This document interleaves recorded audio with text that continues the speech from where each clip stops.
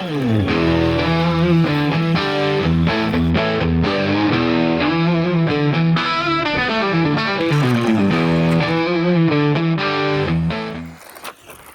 guys, Mark from parkflyers.com. Today we're looking at the new Mini Slash 4x4. This retails for $269.99. It's available for pre-order now on the website. This will be available for in-store sale this coming Friday. If you want the car, give me a call, 1-800-470-8932. Now, Traxxas has been on a very big roll with 18 scale. They started the craze with the Mini Max. This is the best-selling car of all time. I've never sold more units and more upgrades for any car since I've been in business. The Mini XRT was not far behind that, and now they have the Mini Slash 4x4. Honestly, I'm going to be honest with everybody here. I didn't have high hopes for this car.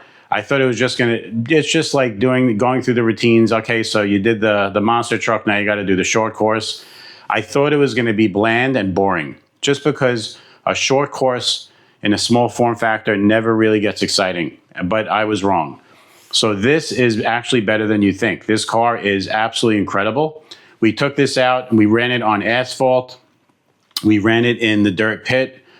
We did jumps with it. We did slides. We did everything. And I'm here to report to you that the car is phenomenal. Now, the truth of the matter is, if you take a car out of the box, like most reviewers do on YouTube, you just take it out of the box, put batteries in the radio, and take it out for a drive, you're going to get a mediocre experience, and that is a fact.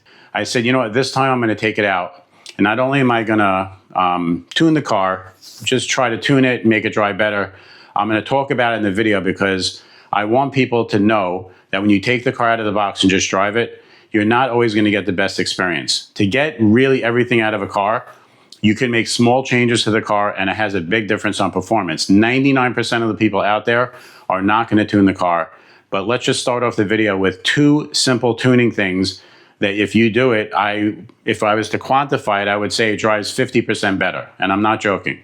Now, the first thing you're gonna do with the car is take the preload, the 4mm clips, and you're gonna put them in the rear shocks.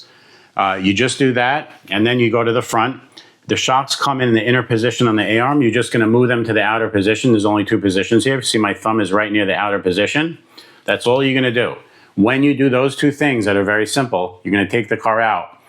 It's gonna track 10 times better. It's going to drive a lot better. You're basically stiffening up the rear and loosening up the front a little bit by dropping it. What ends up happening is the car has a tendency to slightly, when I say slightly, there's a slight bias to oversteer, which is what you want. You don't want a car that's going to understeer or push. It's not satisfying and it doesn't drive good. When you have a car that you can rotate with the throttle and the brakes, when you have the car that you could actually drift with, like a real four-wheel drive drift car, that's when you start getting into the fun. Also, the car is much more stable when you stiffen up the rear shocks. It goes straighter. It doesn't like tram line along the concrete or the asphalt. It just drives great. Same settings apply for off-road. We put that in the car. We went out. We had a blast. That is the two things that you have to do to the car just to make it drive great. There is a third thing you're going to need to do. I'm telling you, you should do it. The radio is the TQ radio. And we all know that the range on it is good, but we know that the TQI radio has more range.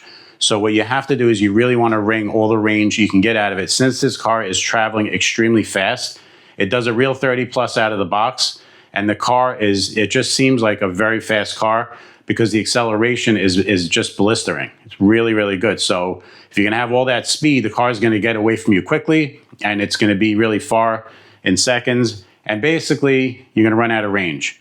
In the stock form, the car runs out of range a little too quick, I'm sorry to say, but all you have to do is spend $1. This little tube here from Traxxas, it's a long antenna tube. They sell them separate. It's $1. You're going to take the antenna, you're going to unravel it. It's all raveled up and tangled up in here. I don't know why. You're going to unravel it. You're going to pull it all the way out, and you're going to actually extend it all the way up a tube, and you could actually make a hole in the center of your body. You're going to thread it through the venting holes here, and it goes right through there. Let me tell you something. The range is now satisfactory. So, like I said, you can open up a car and do nothing to it. It's going to be a mediocre experience. If you do all these things I just told you, you're going to have a very, very good experience. It's going to completely change your idea and opinion of the car. This is, in my opinion, a very unique driving experience. It's one of the few 18 scale cars you can take to an off-road pit. You could do jumps with it, slides with it. You hit the little bumps and ruts. It doesn't feel like you're driving something mini. If you take an Arma Mojave Grom, which by the way I love and we sell a ton of, if you take one of those out to the same place that we went, it's just going to get tripped up. It's going to start flipping all over the place. It's going to be a little frustrating because every 30 seconds you're going to have to go reflip it over. That car is really meant more for asphalt or hard pack, or more of a groom type of surface with very, micro bumps and jumps.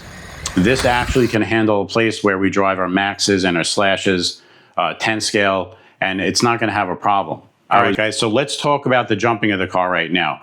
So this car out of the box will jump fine. The only thing you want to keep in mind is right before you're leaving a jump, you want to let go of that throttle. If you don't let go of the throttle, the car is going to tend to go like this, and it's not going to land properly. It's not going to feel satisfying. So right when you're leaving the jump, just ease off that throttle and she'll jump level.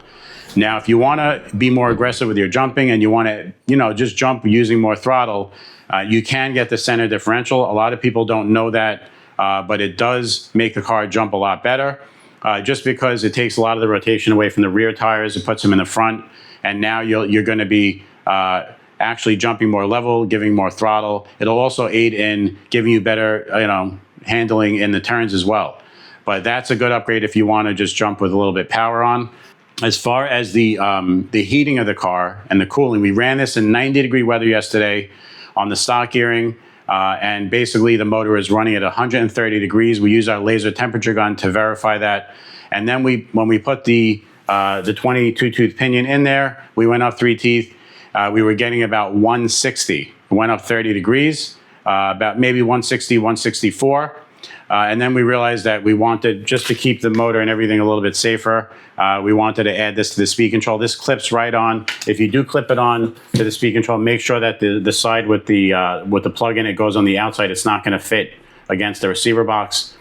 Just clip it on, put it on there, and it's going to lower the temperatures of everything. If you want to go a step further, you can put the Exotech, the ring and shroud, and then the McLaren 30mm fan. It'll probably lower the temperature, the motor temps, by about 14 to 15 degrees. And if that's if you really want to aid your car and spend a little extra money. You don't have to. I just ran it like this, and we got no thermal shutdowns, again, with a 22-tooth pinion running in about 90-degree weather. All right, guys, I want to talk about a unique feature of the car, and those are the wheels. Now, the wheels are scale wheels. They come with a really nice tire on it. The compound, in my opinion, is actually really good. It is perfect for asphalt. It works great on dirt as well. It has the perfect amount of grip. Traxxas is getting very, very good at designing tires, wheels and tires, and the compounds. The compounds are always changing, and they're always very unique to the actual car itself, and this is no exception. They did a great job choosing the proper compound for this car. It really performs well. The wheel itself, the actual plastic wheel itself, had to be you had to have a unique design to it because they had a challenge. They have the inner. It's very big on all these four-wheel drive cars. It's the caster block and the steering carrier. They're very big, so the inner diameter of the wheel had to be very large. So in order to compensate that and make the wheel scale to fit, into the body, they had to get rid of the foam. They couldn't really put a foam in here because it would make the tire too big. So they actually ribbed this tire. It's a very, very thin rib. And then it basically is like a solid type of tire. If you push down on it, there's no give. One of the features of that is obviously it's going to be a low maintenance tire. You could run this thing through water. The foams are not going to get waterlogged and ruin the balance of the car. So it's good for little kids. But overall, it really does perform better, in my opinion. Even though they had to do that, the performance factor is up. Like I said, you got a really solid tire. It does not change shape, so it really holds its shape. And I think it really does add to the performance, and it really is nice. Another feature of this wheel has to do with performance. This motor, it doesn't react that well to weight and friction. So on a lighter car, they do perform better, and the lighter you go. So anyway, let's talk about the wheels and how they are lighter than, let's say, a Mini Max wheel. If you weigh all these on a little micro scale, which we have, this comes out to about 14 ounces for all four. If you weigh these wheels, it comes out to about 10 ounces. That's a 4-ounce difference. Now, in rotating mass, we know that's a big deal. 4 ounces of rotating mass on a small car is a very big deal. And what that translates is it allows the car to be pushed a little harder, and that's why we went with the 22-tooth pinion. It's 3 tooth up from the stock. You're getting another 3 miles an hour on the car. Now, usually when you play around with the pinions, you do get this motor to cog. It did not cog in this scenario, which I was very happy with. Also, you didn't see a degradation in the torque, which you also see sometimes if you overgear a car. It actually performed very well. Now, 3 miles an hour, it may not sound like a lot, but on a little car like this, it really does make it feel a ton faster. I do recommend getting it. It's a Robinson Racing pinion. It's $5.99. We got them on the site. Very easy to put in. It's going to go in the H portion of the motor mount. H is the really the highest pinion you want to put in there. You don't want to go farther than that. You might start getting cogging and issues. But again, we put this pinion in the car, and we really did enhance the experience, the overall experience. At 33 miles an hour, we actually verified it with a GNSS module in there.